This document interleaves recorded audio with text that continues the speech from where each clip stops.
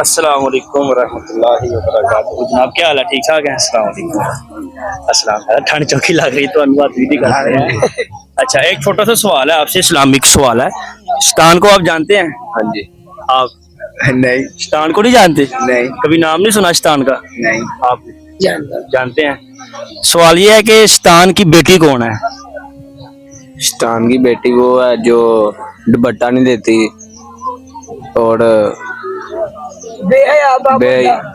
बेपर्दा औरत बेपर्दा बेपर्दा औरत शैतान की बेटी है। शैतान की बेटी है। आप नहीं, मुझे याद नहीं यार, चलिए आपको बता देते हैं कि शैतान की बेटी दुनिया को कहा गया है। जो दुनिया है ना, दुनिया की लज्जत ख्वाहिशात, ये शैतान की बेटी है। और जो इससे मोहब्बत करे दुनिया से, वो उस बेटी का खावंद है। तो शैतान अपनी बेटी के रिश्ते के जरिए फिर उसके पास आता जाता रहता है। तो दुनिया की मोहब्बत की बजाय हमें आखिरत की मोहब्बत करनी चाहिए। बहुत शुक्रिया, बहुत मजा आया। अस्सलाम वालेकुम।